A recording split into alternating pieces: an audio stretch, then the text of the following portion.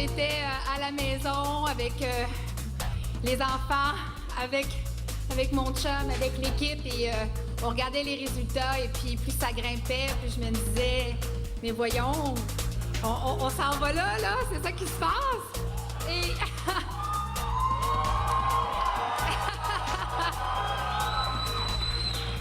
ben oui, on est rendu là!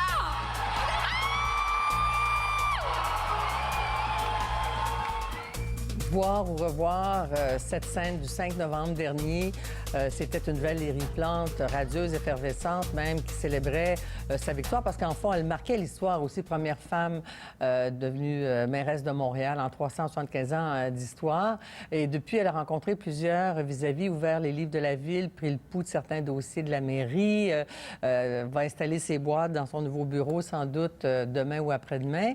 Alors, on a choisi de la rencontrer à la veille de son assermentation pour voir un peu comment elle se prépare à l'exercice du pouvoir, si elle a un peu le vertige, et comment prévoit-elle le faire, tout ça, sans renier ses promesses, hein, quand la réalité nous rattrape une fois qu'on est au pouvoir.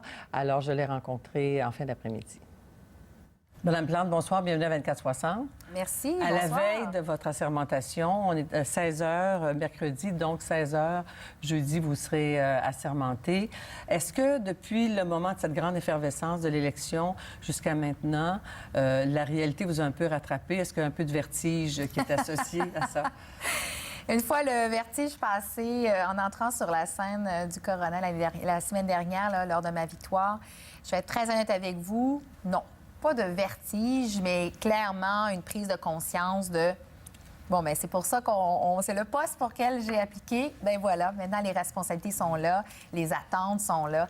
Mais non, je suis prête, Oui, parce que les attentes sont tellement grandes. Absolument. Hein? À chaque jour, on lit, on voit des gens qui réclament déjà leur dû. Oui, on absolument. a voté pour vous, donc on veut que vous rendiez déjà des comptes et vous n'êtes même pas assermenté.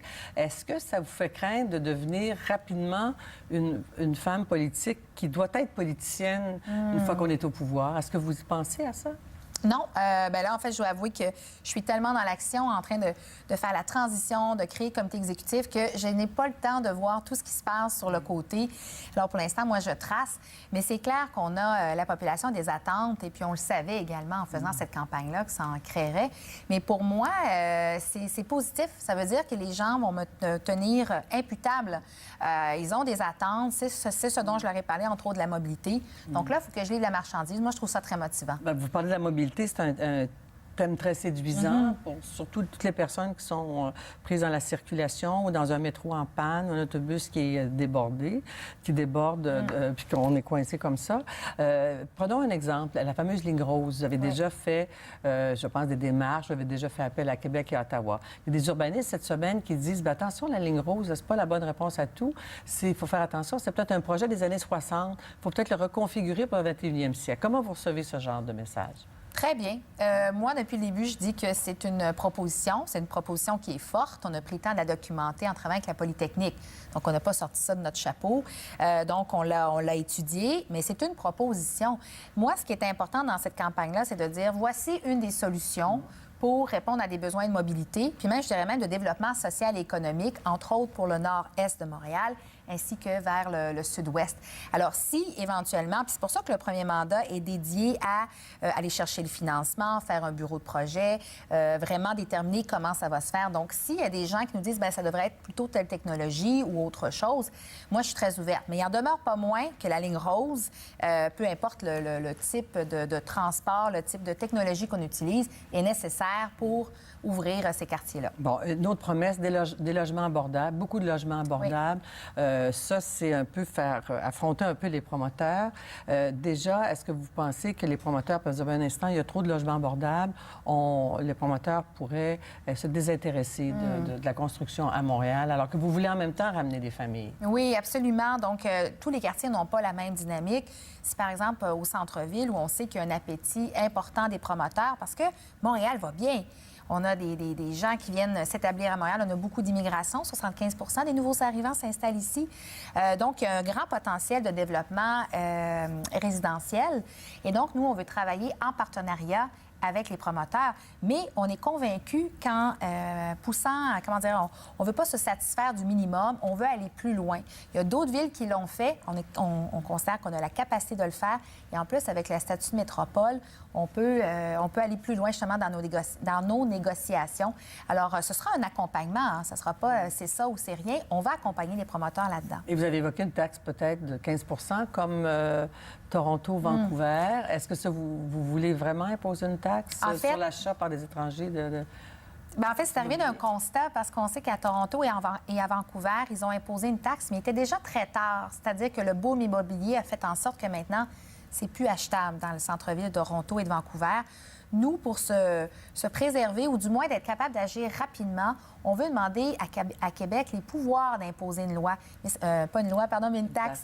Ça ne veut pas dire qu'on va l'imposer tout de suite ou peut-être jamais, mais on aimerait ça avoir la possibilité d'agir rapidement parce que c'est vraiment que le message que Toronto et Vancouver nous ont dit, soyez proactifs. Un sentiment que les Montréalais, sans doute, avaient pour vous élire, c'était que vous leur avez promis l'écoute, la proximité, donc répondre à leurs attentes. Et là, dans l'ouest de l'île, parce que c'est dans l'actualité aujourd'hui, dans l'ouest de l'île, il est question d'un pacte national urbain que vous avez promis. Mais là, on semble dire que si on va de l'avant avec votre promesse, il y a 5 500 logements qui ne pourront plus être construits. Est-ce que c'est déjà un exemple d'un dilemme déchirant qui va vous amener à trancher pour faire plaisir aux uns puis déplaire aux autres? Bien, absolument pas. En fait, pour moi, cet exemple-là ne va pas toucher la question de l'habitation parce que faut savoir que là où on pensait construire, c'était essentiellement un quartier résidentiel avec des grosses maisons. Bon, c'est pas le fait que ce soit des grosses maisons, mais on devait complètement tout développer, là. L'infrastructure, le système d'aqueduc, créer une bretelle d'autoroute. Alors que nous, ce qu'on dit, ce sont les derniers quartiers, pas quartiers, mais terrains verts de Montréal, zones vertes. On les conserve. Pourquoi est-ce qu'on ne va pas développer là où il y a déjà du transport collectif? Dans Pierrefonds, Roxborough, il y a énormément d'endroits qu'on peut développer. Donc, ce n'est pas contre le développement immobilier dans l'ouest de l'île. C'est de choisir l'endroit où c'est le plus stratégique, entre autres près du transport collectif. Donc, oui, au Parc national, ceux qui en espèrent la création, vous leur dites oui encore? C'est une volonté, encore une fois, non seulement parce qu'on aimerait ça pouvoir développer tout le côté touristique autour de ça, mais n'oublions pas que des espaces verts à Montréal, il en reste presque plus. Et c'est une une façon concrète de combattre les changements climatiques. Dans l'ouest de l'île, ils ont vécu les inondations. On n'est même pas garanti que les terrains où l'ancienne administration voulait construire des maisons, que ce n'étaient pas des terres inondables. On n'avait même pas cette garantie-là. Faut être cohérent aussi. Autre question d'actualité, vous allez devoir vous prononcer là-dessus. Québec aimerait bien avoir un délai d'1 an, qu'on retarde l'implantation de la légalisation du cannabis prévu pour le 1er juillet.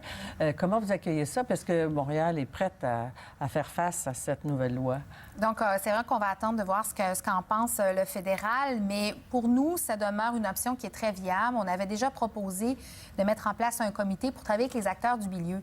Parce que, ultimement, c'est au municipal, c'est dans les municipalités qu'on va vivre les impacts positifs, mais également négatifs. Donc, il faut penser vraiment au zonage, aux zones scolaires, les parcs. Donc, vraiment, comment on va vivre avec cette nouvelle réalité. Alors, pour moi, je vois d'un bon œil dans le fait d'avoir plus de temps. Parce que Mme Charlebois, la ministre, disait ce matin, c'est trop rapide. C'est vraiment trop rapide. On n'a pas le temps, on n'est pas prêt.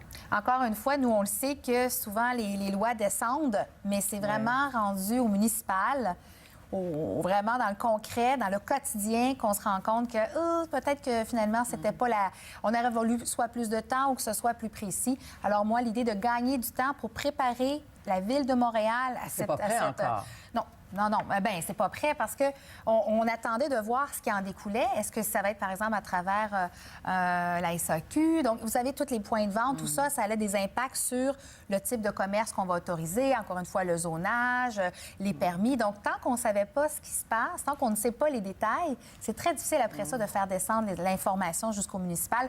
De là, l'intérêt d'avoir un comité en ayant plus d'informations, mais qu'on travaille avec les acteurs du milieu communautaire, commission scolaire, les résidents. Donc, d'essayer de trouver des règles qui vont venir, ne vont pas venir déstabiliser nos quartiers, notre vie de quartier. À l'heure où on se parle, est-ce que votre comité exécutif est prêt? votre conseil exécutif? Oui. On y est presque. On y est presque parce que c'est de grandes responsabilités. Pas de révélation pour nous ce soir? Oui, non, pas de révélation. Mais la parité, est-ce que c'est atteint, la parité? Vous Oui, la promis. parité est importante. Oui. Elle est réalisée, là, dans votre liste, là?